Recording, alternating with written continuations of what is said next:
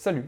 Aujourd'hui, on va parler des États-Unis et de la Russie, parce que là, ça va plus, la Russie, elle fait n'importe quoi. Je vais recadrer tout ça, et après, tout le monde va bien se tenir.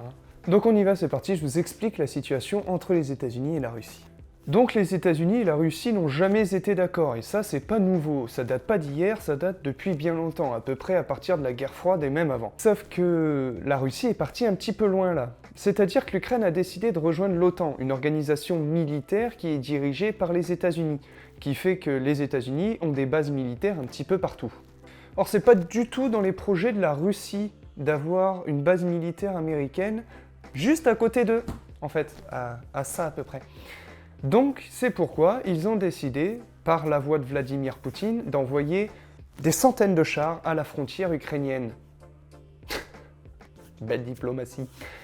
Bien sûr, que seraient des chars sans des militaires? Les chars sont bien évidemment accompagnés de beaucoup de militaires. Bon, et alors là, pas cool. Parce qu'en fait, en faisant ça, ils s'en prennent pas seulement aux États-Unis, ils s'en prennent aussi à l'Europe, parce que je vous rappelle que l'Ukraine est sur le continent européen. Et donc là, l'Europe et les États-Unis ont décidé de menacer la Russie de sanctions économiques si jamais ils ne laissaient pas l'Ukraine tranquille. Et donc enlever tous ces petits chars et ces petits militaires. Wesh, tu le touches pas. Tu le touches, je te touche.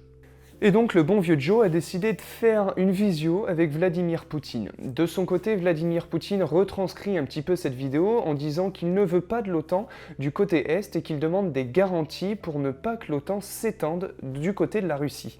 Il dit que c'est un potentiel trop dangereux, un potentiel militaire trop dangereux pour son pays et qu'il ne veut pas prendre ce risque-là. Il veut donc des garanties juridiques pour que l'OTAN ne s'étende plus de son côté vers son pays. De son côté, Joe Biden, c'est le calme plat.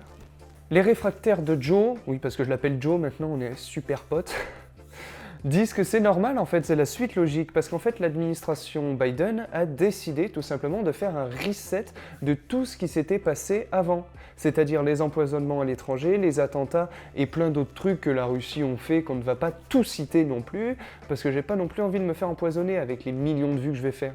Et donc évidemment, l'administration Biden a décidé de ne pas voir et de fermer les yeux. Là, je vois pas. Alors là, je vais donner raison à Poutine. Oui. D'un côté, c'est normal que Poutine fasse ça. Bon, c'est pas une façon de faire, d'envoyer des militaires et des chars à la frontière. Mais bon, d'un autre côté, il protège son pays. Et oui, parce que, comme je l'ai dit au début, les États-Unis et la Russie sont pas très copains. Et alors avoir une base militaire juste à côté, si jamais les États-Unis veulent envahir la Russie, ce sera plus facile. Donc résultat, moi je serais Poutine, j'aurais aussi fait un petit peu la gueule, quoi, parce que ça va bien 2 minutes.